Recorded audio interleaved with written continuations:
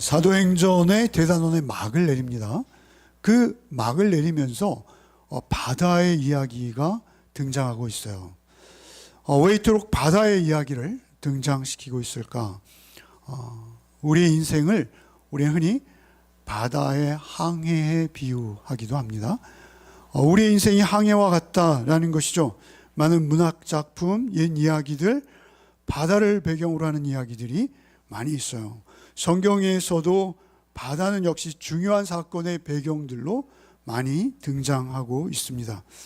예수님과 제자들 사이에도 갈릴리 바다를 사이에 두고 많은 일화들이 있죠. 우리가 잘 알고 있습니다. 인간의 인생, 우리 자신도 역시 바다 위에서 갈 바를 알지 못하고 떠다니는 배처럼 그렇게 살아온 세월들이 우리에게 있습니다. 바다에 정체 없는 항해자, 자연의 처분에, 바람의 방향에 우리의 운명을 맡긴 순례자처럼 그렇게 살아온 적이 있었다라는 것이죠. 바다는 그저 바다일 뿐입니다. 그런데 바다가 우리에게 주는 교훈, 성경에서 좋은 교훈은 또 하나 중요한 것은 죄와 심판을 의미한다라는 것입니다. 죄가 난무하는 세상에 비유되는 것이죠. 오늘 우리 찬송을 했습니다만 흉흉하다 이렇게 표현하지 않습니까? 그 어둡고 깊은 시면이 우리에게 죽음을 연상케 한다라는 것이죠. 그 바다, 그런가 하면 또 바다는 그렇게 흉흉한 파도 가운데서도 생명을 얻는 놀라운 생명의 현장으로 등장하기도 합니다. 노아와 그의 가족에게 바다는 인간의 죄에 대한 하나님의 심판의 도구였어요. 잘 알죠? 바다는 심판의 도구로 노아의 스토리에 등장합니다. 그런데 놀라운 것은 또한 그 바다가 하나님의 신실한 자들, 특별히 노아와 노아의 가족들에게 생명의 현장이 된다라는 것입니다. 동일한 바다인데 누구에게는 심판의 도구가 되었고 누구에게는 생명을 드러내는 현장이 되더라라는 것입니다. 구원을 맛보는 현장이 된다라는 것입니다. 이 27장과 28장, 27장은 절수도 굉장히 많아요. 그리고 28장으로 이어져요. 이 긴 바다 이야기를 통해서 하나님께서 우리에게 주시고자 하는 의미는 무엇인가? 그 속에서 우리를 교훈하시고자 하시는 뜻은 무엇인가? 첫째는 우리의 정체성이라고 여겨집니다. 그 흉흉한 바다, 그 무시무시한 바다 가운데 과연 그리스도인은 누구인가라는 것입니다. 그 세상, 죄악으로 뒤되어 있는 세상 속에 그리스도인의 정체성을 말하는 것입니다. 그리스도인은 누구인가? 그 존재의 본질, 그 고유한 실체가 무엇이냐라는 것입니다. 첫째는 그리스도인에 대해서 이 바다의 모습과 배경을 통해서 그리스도인에 대해서 말씀하시고자 하시는 것이고, 둘째는 그렇다면 그 그리스도인은 그러한 정체성을 가지고 그 바다 가운데서 어떤 모습의 삶을 영위할 것인가, 어떤 모습의 삶을 살아내게 되는 것인가, 그것을 우리에게 보여주고자 하신다라는 것입니다. 첫째는 뭐예요? 그리스도인은 누구인가? 두 번째는 뭐예요? 그런 그리스도인이라면 그 흉흉한 풍랑이 있는 풍랑 속에서 우리는 어떠한 존재로 살아가야 할 것인가 라는 것입니다.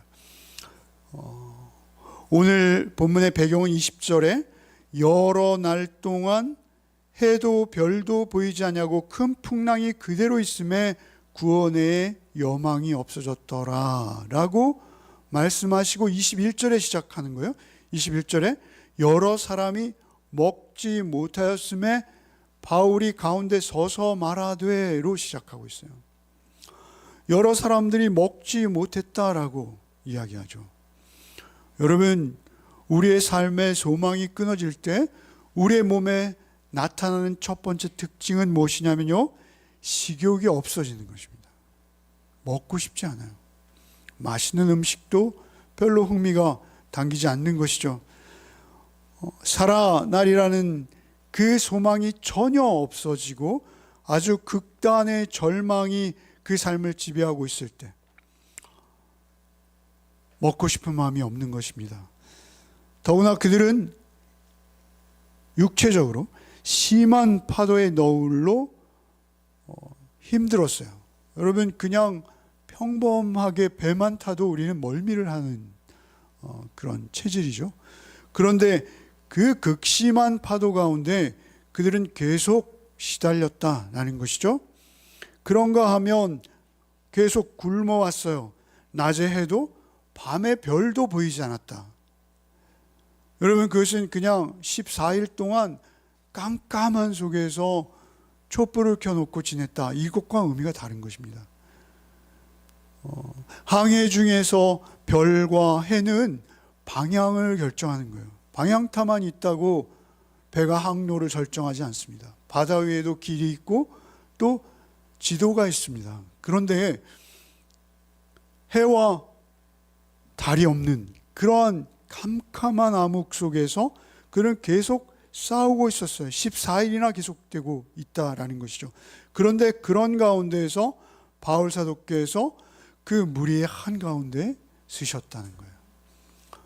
쓰시고 말씀하기 시작하시는 거예요. 여러분, 내 말을 듣고 출항을 연기했다면 좋을 뻔하지 않았습니까? 이런 심한 타격과 손상을 입지는 않았을 거 아닙니까? 이렇게 추궁하기 시작하는 거예요. 근데 사실 이것은 추궁이 아니죠. 사도께서 그런 비생산적인 일로 오랜 시간을 할애하지 않으세요. 추궁하는 이유는 하나입니다. 무엇입니까? 이제 바울 사도가 앞으로 하는 말에 주목하기를 원하는 거예요. 바울 사도의 말을 들어주기 원하는 거예요. 사도의 말을 들어주기 원해서 이렇게 말씀하시는 것이죠. 자신을 굉장히 무시하고 있다라고 여겨지신 것 같아요. 그래서 굳이 이런 말씀을 하시는 거예요. 그리고 그 죽음 앞에 서 있는 그들에게 안심하라 이렇게 또 말씀하세요. 너희 중 아무도 생명에는 손상이 없겠고 배만 잃을 것이다. 내가 이렇게 말하는 것은 나의 개인적인 예상이나 소망이 담긴 내 의견을 너에게 말하는 것이 아니다. 또 이렇게 말씀하시는 것이죠. 23절에 내가 속한 바 곧 내가 섬기는 하나님의 사자가 내 곁에 서서 말씀하셨기에 내가 너희들 가운데 서서 오늘 이렇게 소망의 말을 하게 되었노라. 이렇게 말씀하시는 거예요. 내가 속한 바라는 이 말씀은 하나님께서 내 소유주이십니다. 이런 말이에요. 에이미에고라고 표현되어 있는데요. 이것은 하나님 겁니다. 저는 이런 고백이에요. 저는 하나님 겁니다. 하나님 겁니다. 내가 속한 바 곧 내가 섬기는 하나님의 사자가 내 곁에 서서 말씀하셨다는 거예요. 뭐라고 말씀하셨다는 거예요? 바울아, 두려워하지 말라. 내가 가이사 앞에 서야 하겠고. 바울아, 두려워하지 말라. 두려워하지 말라. 바울이 어떻게 했다는 거예요? 두려웠어요. 두려워하고 있었다는 거예요. 그 두려워하던 바울아 두려워하지 말라. 내가 가이사 앞에 서야 하겠고. 그의 소명이에요. 그의 부르심이에요. 하나님께서 그에게 주시는 일입니다. 그 두려움을 떨쳐내야 되는 것은 하나님께 네가 속했을 뿐만 아니라 네가 섬기는 하나님께서 너에게 일을 주셨기 때문에 그 일을 완성할 때까지 안전하다는 거예요. 하나님의 소유라는 것입니다. 이것이 그리스도인의 자기 정체성입니다. 하나님의 소유일 뿐만 아니라 하나님께서는 내게 작거나 크거나 하나님은 나에게 주신 사명이 있다는 거예요. 소명이 있다는 거예요. 부르심이 있다는 거예요. 그래서 우리가 하나님의 소유가 되어지고 하나님 앞에 설 수 있게 되어진 것이죠. 그리고 하나님께서는 이어서 뭐라 말씀하십니까? 하나님의 사자 그 모두를 276명이죠. 너에게 주셨다라고도 말씀하세요. 주셨다. 너에게 주셨다. 그들은 결코 죽지 않고 살게 될 것이다. 살 것이다. 죽지 않을 것이다. 여기 주셨다라는 이 단어는 제가 뭐라 그랬어요? 어원이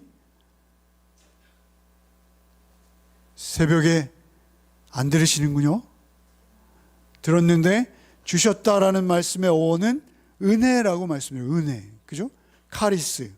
은혜, 선물이라는 의미예요. 그러니까 바울 사도에게 하나님께서 그 배에 승선하고 있는 250여 명을 주셨대요. 바울 사도가 그들을 종이나 노예처럼 부릴 수 있다, 이런 의미는 아닙니다.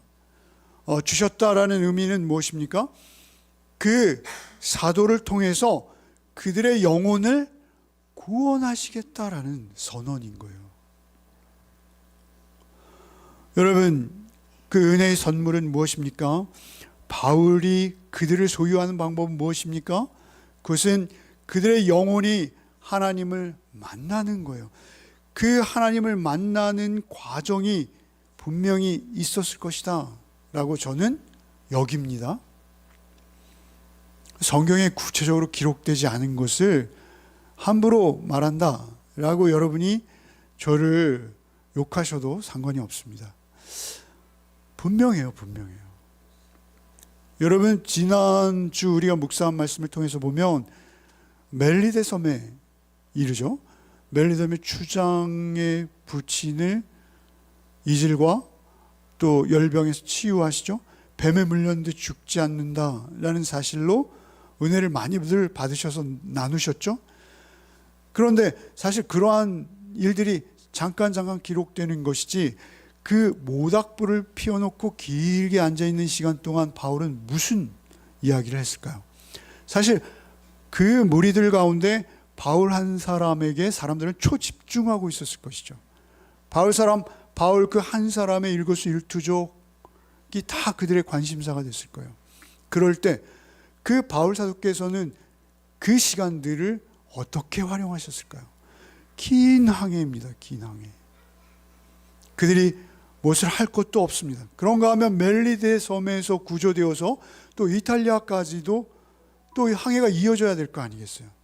그 이어지는 항해 속에서 사도께서는 자신도 쇠사슬에 묶여있는 죄수의 신분이었지만 그리스도인이었어요. 그리스도인. 세상 속에서 우리가 때로는 쇠사슬에 묶일 수도 있다는 겁니다. 묶일 수도 있습니다. 그럼에도 불구하고 그리스도인은 어디에 있든지 그리스도인이라는 것입니다. 그래서 그의 정체성, 그의 존재의 의미는 무엇입니까? 하나님의 소유요, 하나님의 종인 것입니다. 그래서 그 상황에서 계속 복음을 전하지 않으셨겠어요? 아마 그들은 바울 사도를 보면서 저 유대교에서 파생된 어떤 신흥 종교라는데 저 사람은 우리처럼 어떤 형법을 어겨서 살인을 하거나 폭행을 하거나 이래서 끌려가는 것이 아니라 저 사람은 종교적인 문제로 쇠고랑을 찼다더라. 저런 광신자 우리 상종도 말자, 이렇게 했을 수도 있겠죠. 그럼에도 불구하고 사도는 그들에게 놀라운 은혜를 지금 베풀고 있다라는 것입니다. 그 존재 자체가 너무도 놀랍고 놀라웠기에 사도를 신뢰하지 않을 수 없었어요. 그의 정직함, 그의 정의로움, 그 놀라운 한 사람을 그들은 지금 경험하고 있는 것이죠. 그 안엔 다양한 사람들이 있었어요. 선장, 그죠? 선장은 그들의 지도자이죠. 바다를 전혀 모르는 그들에게 있어서 선장은 그들의 생명을 책임지고 있는 리더죠. 바다에서 최고의 그들의 지도자입니다. 그런가 하면 로마의 백부장은 어떻습니까? 로마의 백부장은 그 배에서 가장 높은 권력자이죠. 로마 군대의 백부장은 지위가 있습니다. 그리고 그 상선일 텐데 그 상선에 죄수들을 데리고 함께 승선할 수 있을 만큼 그 바다의 위에 있는 모든 배는 로마의 소유였고 거기에 선주가 있지만 사실 로마의 권력 아래에 있는 거예요. 그래서 백부장은 거기서 최고의 권력자였을 것이죠. 그리고 선주도 있었다 하죠. 선주는 어떤 사람인가요? 선주는 부자입니다, 여러분. 여러분 250명이 탈 수 있는 배면 그때 당시 어떤 배였을까요? 270명이 탈 수 있는 257명이죠? 76명. 276명. 숫자에는 이렇게 약합니다. 276명이나 타는 배라면 여러분 그거는 요즘 액수로 한 사람 수천억이에요. 수천억. 어쩌면 유람선들 보면 조 단위입니다. 조 단위 요즘. 그 당시에 그토록 큰 배였어요. 그렇게 큰 배에서 그들이 지금 부자도 있고 권력자도 있고 그리고 선장이라는 전문직에 자기의 생명을 맡길 만한 그러한 신뢰할 수밖에 없는 사람도 있어요. 그런데 그 가운데 바울은 머리가 벗겨져 있습니다. 옷은 남루합니다. 더구나 쇠고랑을 차고 있어요. 자기들처럼. 그런 바울, 그 바울에게 그들이 지금 초집중하고 있는 것이죠. 그런데 점점 육지가 가까워진 거예요. 여러분 스토리예요. 이것은 이야기입니다. 육지가 가까워지자 제일 먼저 누가 알았다고요? 선원들이 압니다. 선원들이. 이건 본능적으로 아는 것 같아요. 흙 냄새를 맡았는지 아니면 해변에 철썩거리는 파도 소리를 들었는지. 선원들은 그냥 파도가 홀로 바다 위에서 치는 것과 뭔가 해변가에 치는 파도 소리를 멀리서도 들을 수 있다고 해요. 그리고 흙냄새도 맡는다고 해요. 어쨌든 선원들은 가장 먼저 육지가 가까운 것을 알고 어떻게 했죠? 닷을 내리는 척 하면서 그 상륙선을 내린 거죠. 비상보트, 라이프보트를 내린 거예요. 그리고 거기에 타고 자기들만 살겠다라는 것이죠. 사실 원고에 없는 이야기지만 여러분 너무 재미없어 하시는 것 같아서 제가 바울이었다면 그 배에 저도 탔을 거예요. 능히 그럴 인격으로 보이시죠? 하여튼 그렇게 배를 내리고 있는 것을 누가 봤어요? 바울 홀로 본 거예요. 바울은 그것을 보는 즉시 자기 살 생각하지 않고 백부장에 가서 뭐라 말합니까? 만일 이 배가 없어진다면, 이 배에서 저들이 없어진다면 여러분은 생명을 보존할 수 없습니다. 저들은 항해의 전문가이고 이 큰 배를 항구도 없는 이런 육지에 접안할 수 있는 기술은 저들에게밖에 없는데 저들이 없으면 우리는 다 죽은 거와 마찬가지입니다 라고 말하는 것이죠. 배가 엄청 크고 무겁기 때문에 섬 가까이 갈 수 없습니다. 그러면 그들은 결국 바다에서 빠지는 것과 마찬가지예요. 멀리 있는 섬을 그저 바라보고 죽는 거예요. 그래서 바울 사도께서는 그 나룻배를 연결하는 밧줄이 끊어지는 것을 감수하고 그들을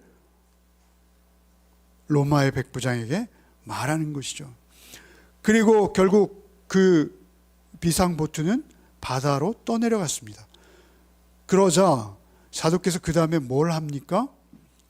너희가 먹지 못하고 줄인 지가 오늘까지 14일이 되었으니 이렇게 말씀 시작하시죠. 여러분 그들이 못 먹고 줄인 그 시간을 사도는 명확히 기억하고 있어요.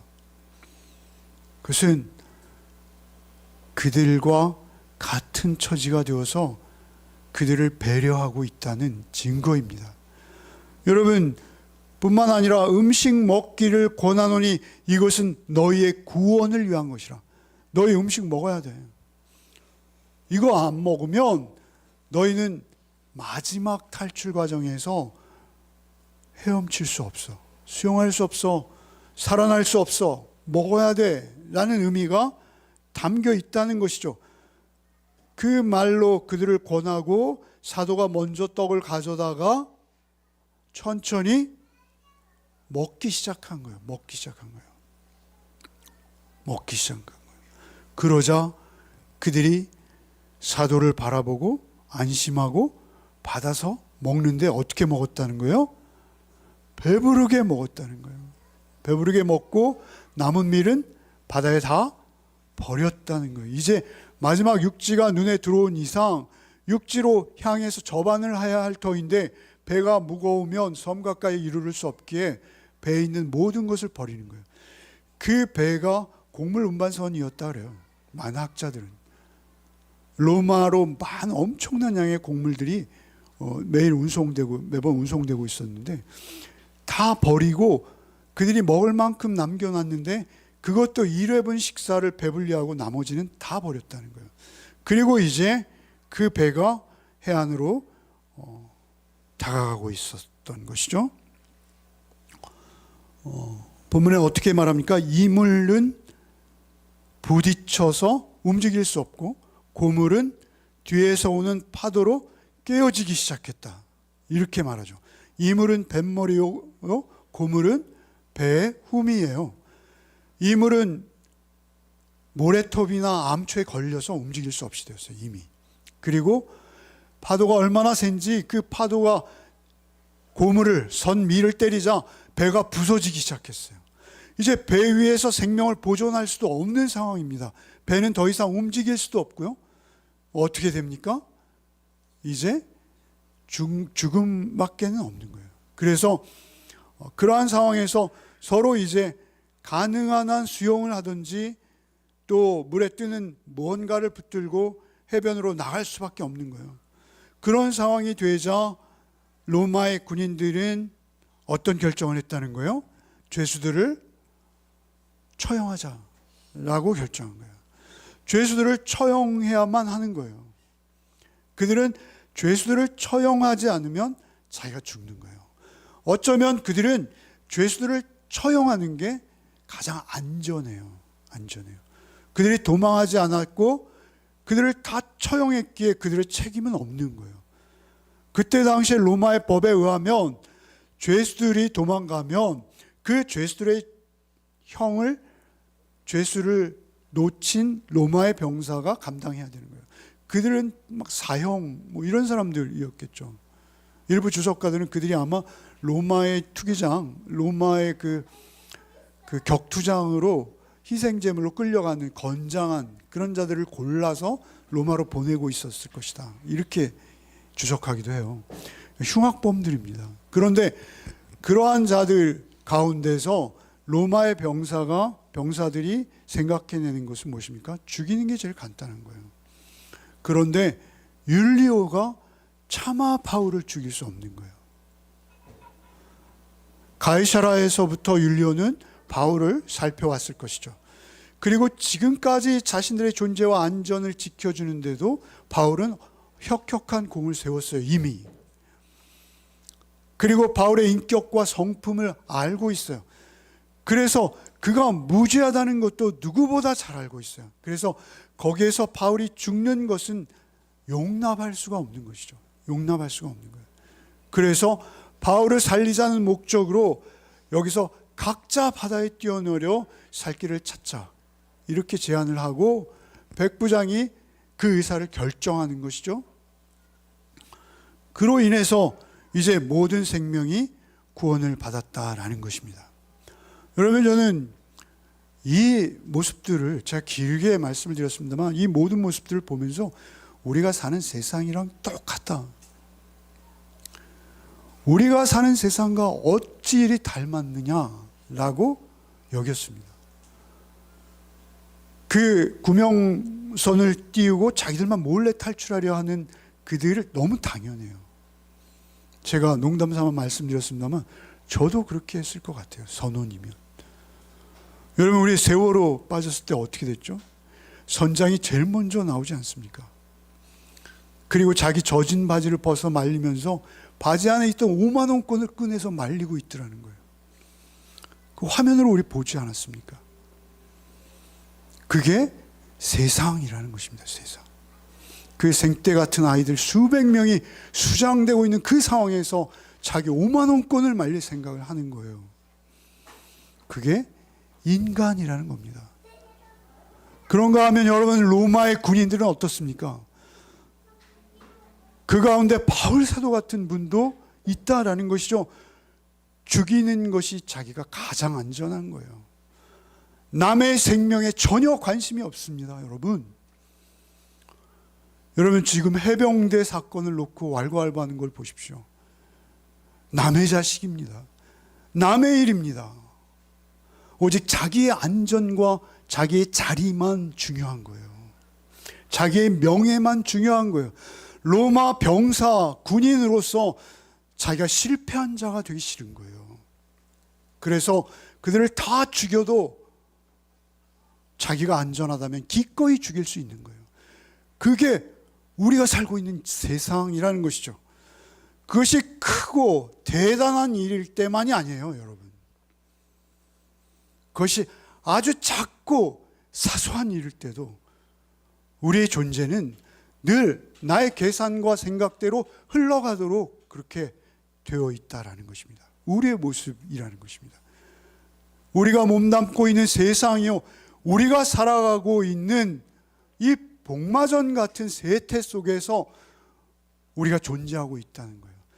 그런데 그러한 존재 속에서 그리스도인은 누구냐라는 것입니다. 그리스도인은 누구냐? 바울 사도께서 그들을 전도한 것이 아닙니다, 여러분. 사도행전 27장과 28장에서는 사도께서 그 유창한 복음의 언어로 예수 그리스도의 죽으심과 부활하심을 설명하는 대목이 없습니다, 여러분. 아예 그런 시도조차 보이지 않고 있어요.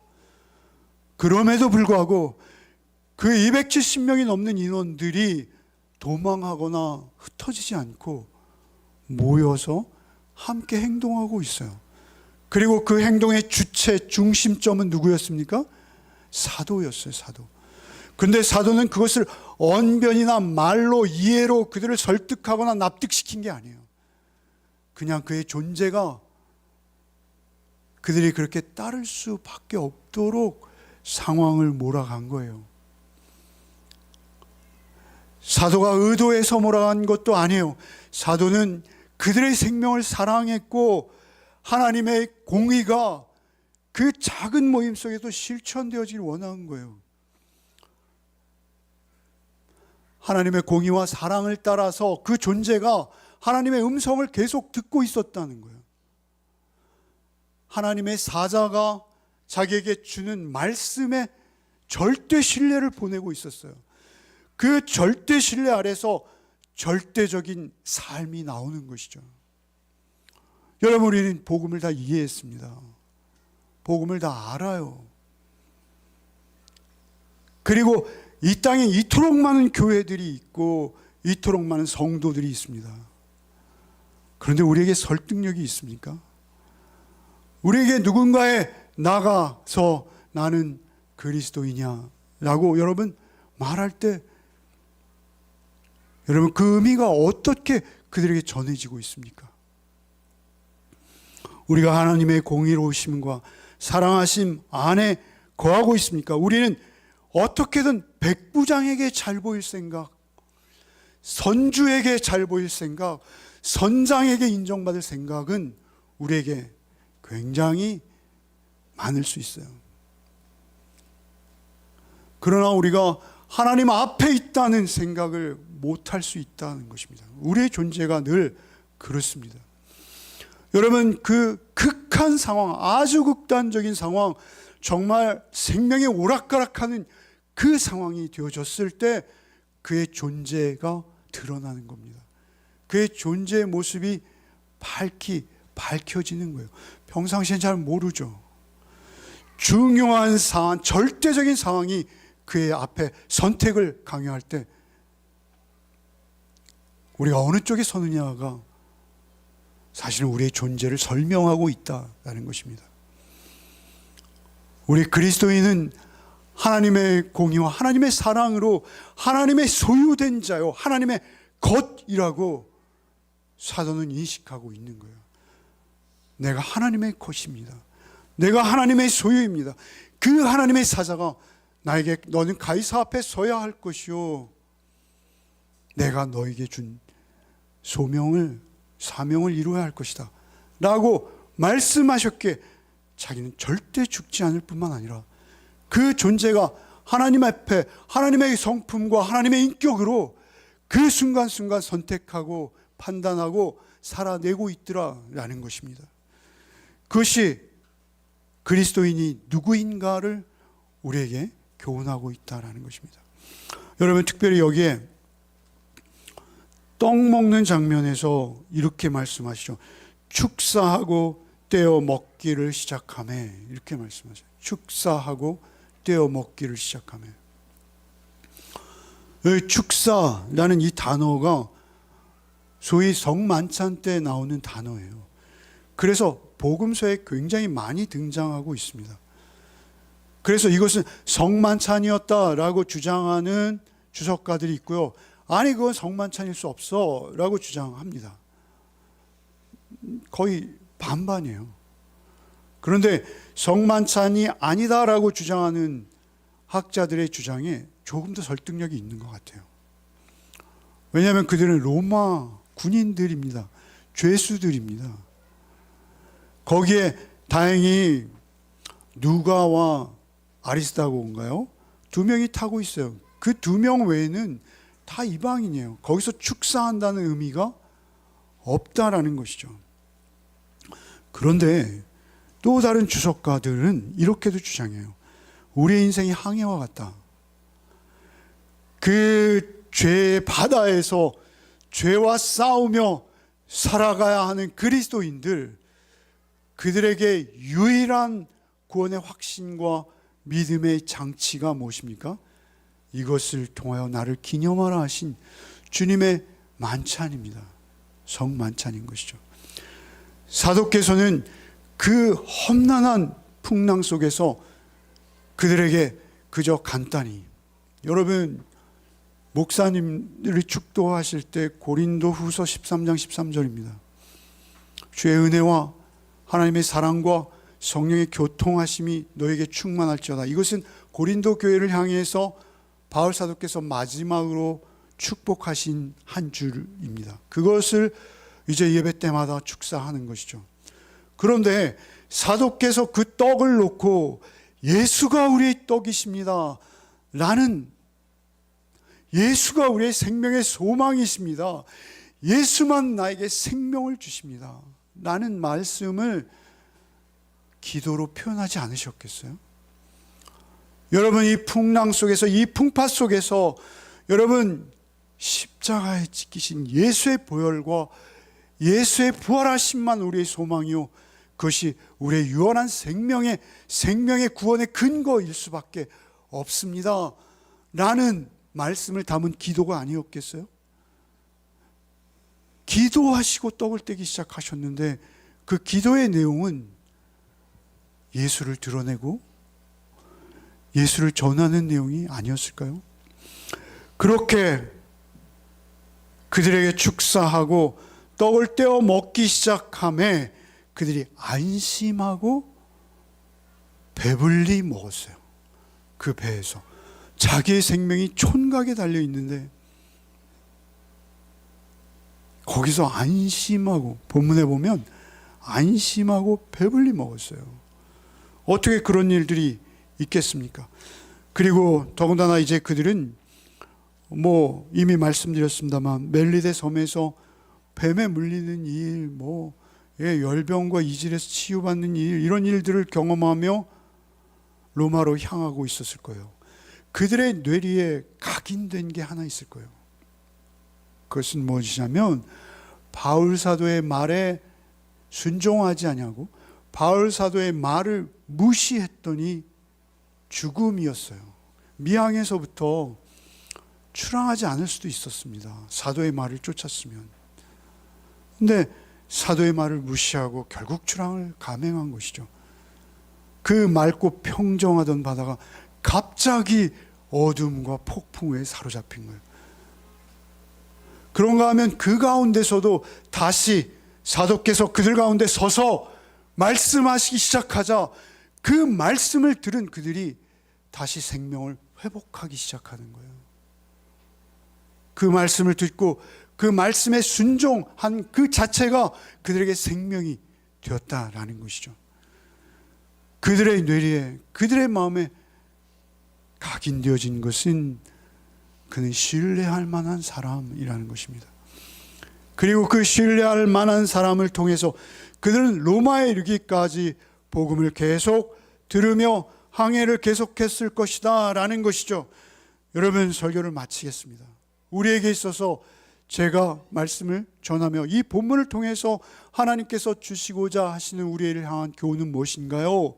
라고 두 가지를 말씀드렸어요. 첫째는 그리스도인은 누군가입니다. 내가 누군가입니다.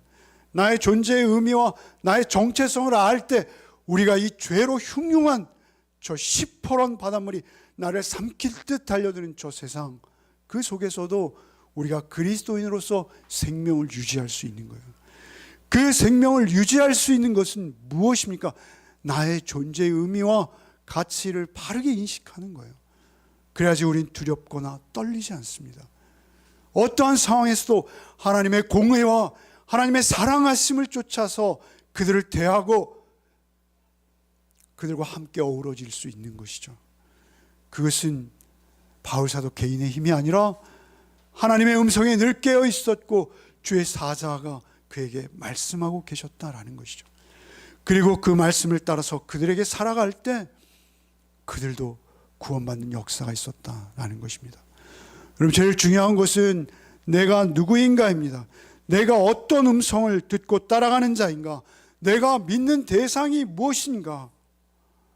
나의 존재의 본질, 나의 고유의 실체가 과연 무엇인가? 항상 잊지 마시기를 바랍니다. 여러분이 내가 누구인가를 확실히만 알고 있으면 그 다음에 삶은 따라오는 겁니다.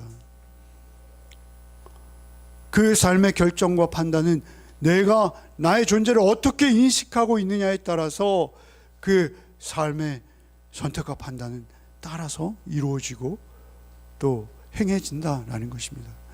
여러분의 행동과 여러분의 선택과 판단을 보고 놀랍게도 하나님께서는 여러분 주변에 열매를 허락하신다, 이렇게 말씀하십니다. 우리가 열매 맺는 교회 아닙니까? 우리가 열매가 없는 이유는 나의 삶이 내 생각 속에서만 머무는 그리스도인이 아닌가라는 것입니다. 나의 생각 속에서만 머무는 그리스도인이 아니라 나의 삶을 통해서도 내 존재가 드러나는 그리스도인 되시기를 바랍니다. 그렇게 되어질 때 여러분, 하나님께서 우리에게 하나님 나라의 열매들도 허락하실 줄 믿습니다. 여러분, 우리의 삶이 가정에서든 여러분 만나는 이웃들 간에서든 어디에서든 예수 피로 구원받아 영원한 부활의 소망으로 살고 있는 그리스도인임을 잊지 않고 하나님의 공의와 사랑을 쫓는 여러분의 삶이 또 한 주간 이어지시기를 바랍니다. 주님, 세상은 너무도 거치고 우리를 유혹하는 것이 많은 것을 봅니다. 세상의 파도는 점점 높아지고 서로 자기의 살 길을 찾아 그 풍랑 속에 분주히 자기의 삶을 재촉하고 있는 그 각자 도생의 시대를 우리가 살고 있음을 주께서 아십니다. 주여, 우리를 불쌍히 여기시고 우리를 긍휼히 여기사 오직 하나님의 속한 자로 하나님의 것으로 살게 하여 주옵소서. 주께서 나를 피로 값주고 사셔서 죄의 것 삼으시고 주님 나라의 영원한 소망을 가지고 살게 하신 것에 늘 감사하는 우리의 존재가 되게 하여 주옵소서. 온전히 주님의 음성에만 순종하며 주님의 음성 따라 우리가 살아갈 때 우리에게도 주께서 허락하신 아름다운 하늘의 열매, 하늘의 상급들이 있게 될 줄 믿습니다. 주여, 우리의 삶 속에서 한시도 우리를 놓지 아니하시고 또 한 주간 이어지는 우리의 삶 속에 오직 하나님의 것, 하나님의 소유로 살아내는 복이 있게 하여 주옵소서. 예수 그리스도 이름 받들어 기도하옵나이다. 아멘.